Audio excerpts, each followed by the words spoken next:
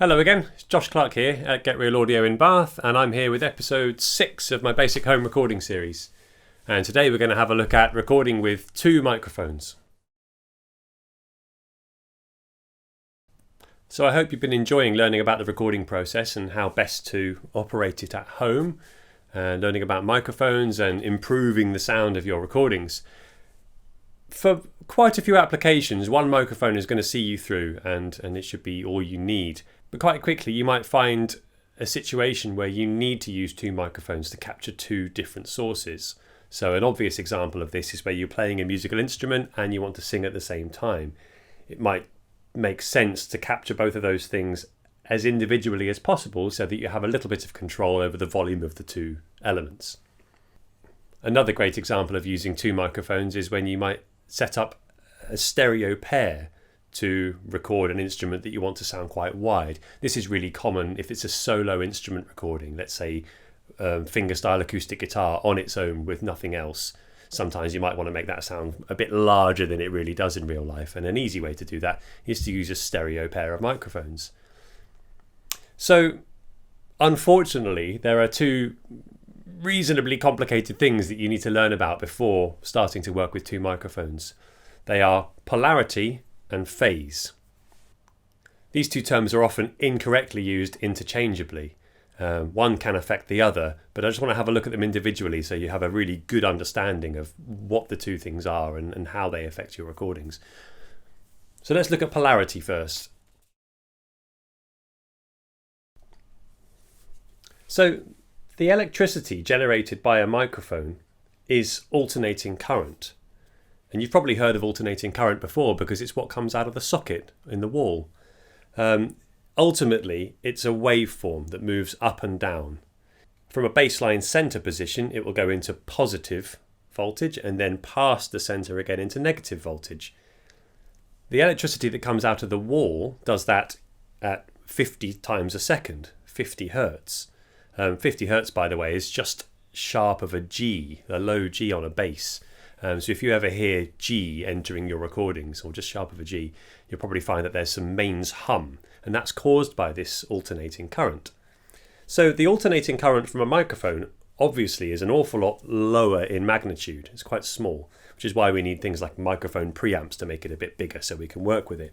But it is alternating current. It does the same thing. It's not as regular because it needs to correspond with the frequencies that we're making with our sources, our instruments and our voices. So it might run really, really quickly, or it might run really slowly. It might be slower than the 50 hertz mains hum. The lowest string on a double bass, for example, is 41 hertz, whereas the S's in a vocal recording are around about the 5 to 9,000 hertz, 5 to 9 kilohertz area. So it's quite a wide range of sounds that we want to capture. So that might seem incredibly dull and not really something that we need to know about, except that when you make a sound, let's say it's quite a sharp sound, like the diaphragm of the microphone will first move inwards, creating a positive voltage down the cable, and then it will move outwards and it will have a rebounding effect until it settles down again. So that will look like an upward trajectory, followed by a downward trajectory, and then it will get smaller and smaller until it settles. Some microphones are simply wired the other way round, and what will happen is that impulse will make the waveform go into negative voltage first and then positive. If you're using one microphone on its own, you won't notice that and it'll never be a problem to you. However, if you're using two microphones together, you might not know that one of them is wired the other way around. I'm going to try a little test for you to demonstrate what this does. I have two of the same model of microphone here. These are both Octava MK012 microphones. What I'll do is I'll speak down one of the microphones and then I'll raise the volume of the second microphone. And what you might expect at that point is for the volume to get louder. So here's the first microphone. I'm speaking down the silver microphone at the moment, and now I'm going to raise the volume of the black microphone. And here we go, 1, 2, 1, 2, 1, 2, 1, 2, 1, 2, 1, 2, 1, 2. And now they're both at the same volume. Okay, let me drop the volume of the black one again and explain what's happened. So these two microphones are producing a very similar sound. Here's the black one on its own, for example. and back to the silver one. But when I play them both together, what's happening is the positive voltage from the silver one is being cancelled out by the wrong way round wiring of the black microphone, which is going into negative voltage first. And so they're mathematically cancelling each other out. One goes to plus whatever number it's getting to. It's quite arbitrary, but the black one's going to negative the same number. And so they always calculate as 0 or quite close to. If I do it again, you'll notice it's not entirely silent. 1 2 1 2 1 2. That might be attributed to the fact that they're not actually occupying the same space. They're about a centimetre apart. And they're not actually identical microphones. I've had one of these modified, which also explains why the wiring has changed directions. So there are a couple of different ways to rectify this problem, one of which might be on your microphone preamp. So I'm using my big studio equipment today, not the little audio interface. And these microphone preamps are quite fully featured. And they all have a polarity switch on them. So the polarity symbol looks like that. And if I press it on the second microphone now, there we go. And I'll raise the volume of the black microphone. 1 2 1 2 1 2 1 2 1 2 1 2. And now you'll notice that it's ever so slightly louder than with just one microphone. That's the silver microphone. That's the black microphone. And that's both together. So they do sound louder. They also sound clearer, warmer. That's just a factor of it being louder. If you don't have a polarity switch on your audio interface, then there's another way of doing it. In my computer, I'm going to load a basic equalizer plugin. And quite a few of these equalizer plugins or gain plugins or various other tools have that same symbol. So I'm going to switch off the polarity button on my microphone preamp and use the polarity button in this equalizer plugin instead and try the same thing again. Just the silver microphone, just the black microphone, and here comes both together. 1 2 1 2 1 2 1 2. I'm going to leave both of them turned up while I speak and switch off the polarity button in the software. 1 2 1 2 1 2 1 2 1 2 1 2 1 2 1 2 1 2. So what this demonstrates is that you'll need to correct the polarity of your two microphones or more before you begin recording.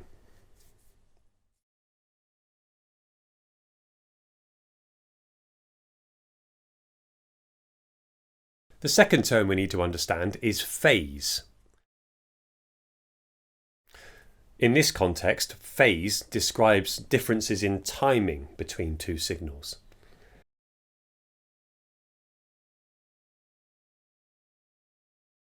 So it may well be that we have one source, let's say it's our acoustic guitar, and we've placed two microphones on it. If one of them is slightly closer than the other one, that recording will be made ahead of the other one. And what that means is those two signals won't do the same thing at the same time. One will begin here and the other one will begin over here, and then they won't line up. And what you might find is something that sounds a little bit like that polarity inversion problem that we had, where one signal is going in the opposite direction to the other one. So sometimes phase problems can be solved by pressing the polarity switch on your microphone preamp. And that's the reason why you might know that switch as a phase button, and it's also why some manufacturers actually label the button as phase. So if you've already made your recording and you want to try and make it sound thicker and bigger, then try inverting the polarity on one of them and see if it improves things. If not, then you might have to do some micro timing adjustment. In actual fact, timing adjustment doesn't really work very well after you've made the recording, because you also have reflections from around the room to take into consideration.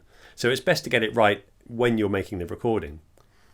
The easiest way I find to get the timing between two microphones right is to place all the microphones in exactly the same place. In order to show you what I mean, I've plonked this guitar down on my table here, and I'm going to show you where I might place two microphones on a guitar. So rather than placing one down by the bridge and one up by the neck joint, where it might be quite difficult to measure the distance from the instrument on both of those microphones, I'd place both of the microphones the same distance from the same spot on the guitar. So it could be a metre away, it could be 6 inches away, but they'd be in the same place. And the reason to do this would be that I have two very different sounding microphones. One might be a warm microphone, one might be bright. And I place them both together and combine the sound later on, being careful that they're working in the same polarity.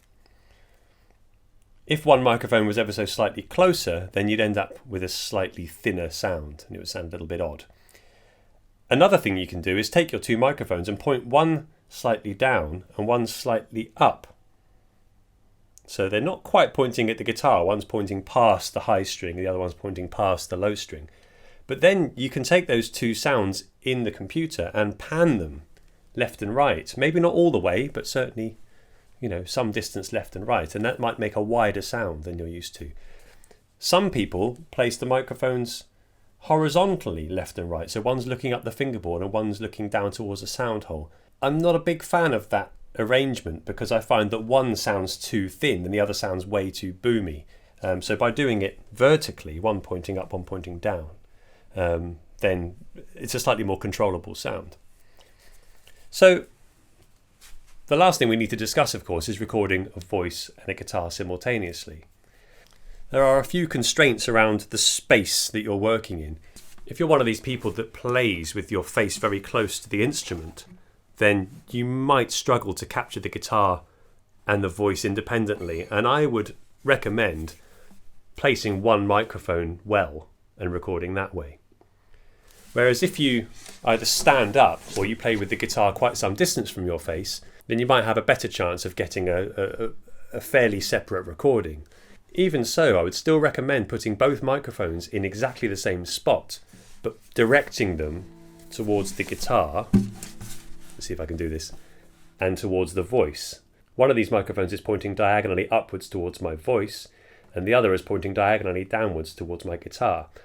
But the clever thing I've done here is I have used microphones that have a figure of 8 pattern on them. Now a figure of 8 pattern, this is a side address microphone by the way.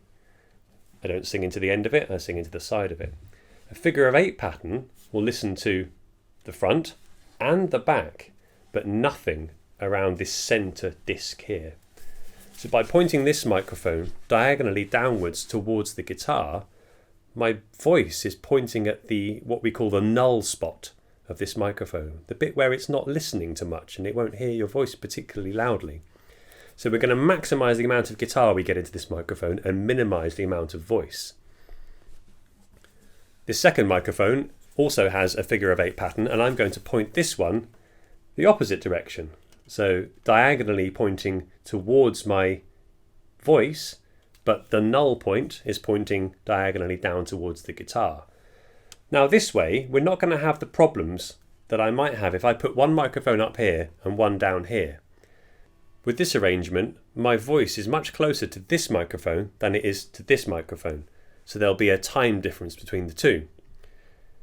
And the guitar is much closer to this microphone than it is to this microphone, so there'll be a time difference for the guitar as well.